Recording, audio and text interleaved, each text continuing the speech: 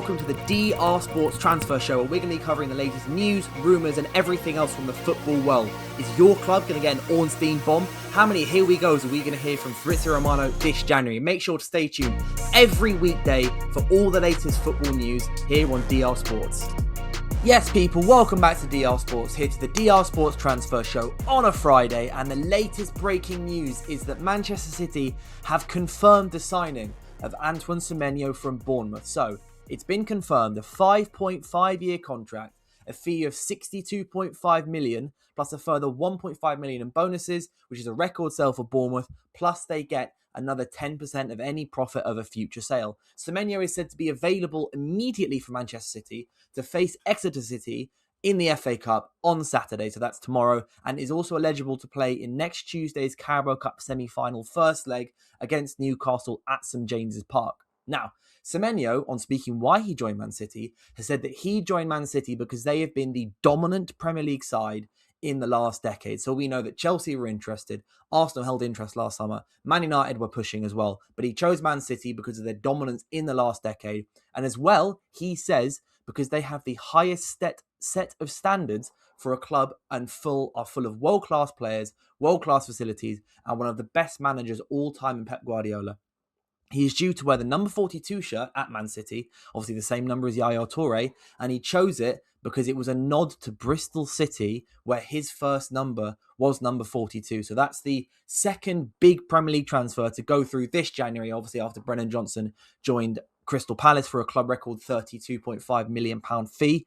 But more on Premier League to Premier League possible moves is Mark Guehi. So yesterday, it came out with the Mirror saying that Arsenal held an interest in Guehi and were thinking about joining the race, with Man City currently interested and Man City considering themselves favourites and wanting to do a deal at about £30 million. But it was then reported by the Mirror that Arsenal have interest, and David Ornstein last night then confirmed this, saying that Arsenal retain a long-standing interest in Guehi, although this would most probably be for a move in the summer, for as a free agent rather than in January. The North London side have discussed pursuing the England international, and he figures among a host of suitors in the Crystal Palace player, the Crystal Palace club captain, with Liverpool remaining in contention. But what could be good news for Arsenal? Even if they are interested in the summer, Glasner has said previously in the last week or so, he feels Mark Guehi will stay, and he will stay unless a big bid comes in.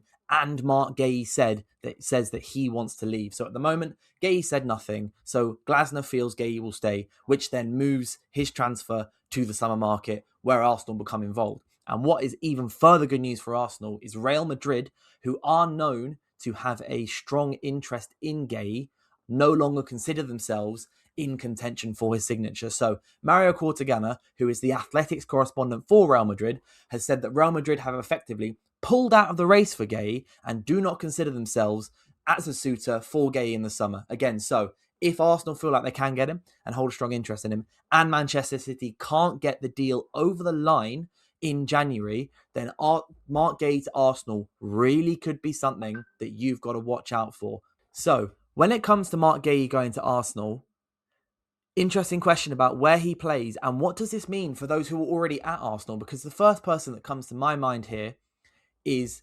Hincapié, Piero Hincapié. So Hincapié signed for Arsenal in the summer, but what some people may be forgetting is it so far it's only a loan deal from Bayer Leverkusen. There is an option to buy him for about £45 million, but considering how good Mark Guehi is, and with all due respect to Hincapié is not quite at the level of Mark Guehi or what Mark Guehi has shown in the last couple of seasons. Arsenal may see Mark Guehi on a free transfer as a much better value for money transfer, as well as just getting a better caliber of player, rather than activating the £45 million option for Hincapié in the summer. But I want you guys to let me know, where should Mark Guehi be going in the summer?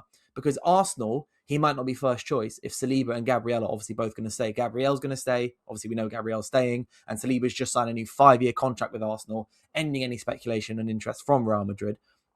There's also Liverpool. He's clearly indicated a desire to go to Liverpool because he had his medical. He agreed to go. He agreed on a fee, agreed personal terms before Steve Parish and Oliver Glasner pulled the deal at the last minute on deadline day in August, or was it 1st of September? So Liverpool obviously remain an interested party, and he would probably start the most games there, and he would play alongside Virgil van Dijk, assuming Van Dijk stays as well. So, and then Manchester City are also interested, but we don't know about what the long-term futures of John Stones. Gvardiol's obviously currently injured, and Diaz has got yet another injury. Don't know if Diaz might be leaving in the summer. So Man City might be a bit of an option that he may only consider properly if the summer shows that he will be a first choice centre-back. But let me know, where do you think Marc Guéhi should be going this summer? Or should he be going abroad? Should he contact Real Madrid and say, you know what, I'm up for it? Because Real Madrid and Antonio Rüdiger is another story developing this morning, on Friday morning. So reports from Spain are saying that Real Madrid would be willing to sell Antonio Rüdiger this month for £9 million, a 10 million euro fee, which is £9 million. The reports in Spain say that both Chelsea and PSG are keen on a move for the 32-year-old this month, with his contract expiring in the summer. So Rüdiger's contract at Real Madrid, we all know how good Rüdiger's been at Real Madrid, and obviously Premier League fans know how good Rüdiger was at Chelsea at times as well. And if he is available in January, this could be a fantastic bargain option for a club looking for a centre-back. That could even be Manchester United. That could be Liverpool as well. Liverpool could be going for experience here. But with Chelsea potentially being interested in Rüdiger, should this news be true, it could be a very, very good signing for them and for Liam Rosenior. Because, as we know, Chelsea's oldest player, who is actively in the squad, is Tosin, and he's like 28, 29 years old. Chelsea have one of the youngest squads in Europe with an average age of just over 23, I believe. And when we saw Thiago Silva join Chelsea under Thomas Tuchel, that was such a pivotal transfer for them when he went from PSG to Chelsea and won the Champions League with them. He was a huge reason, despite being in his 30s, he was a massive, massive reason for Chelsea and their fantastic period of winning the Champions League, etc., under Thomas Tuchel. And where he ended up club captain, didn't he? And Chelsea fans adore Thiago Silva. So it could be, maybe, let me know, especially Chelsea fans in the comments or any other fans of other clubs who might want Antonio Rüdiger in their squad as an experienced option. Champions League winner, La Liga winner, brilliant centre-back, Germany international. Do let me know if you would want Rüdiger in your club. And Chelsea fans, do you think it could be a good addition to bring him back? Or is it let bygones be bygones and let's find someone new?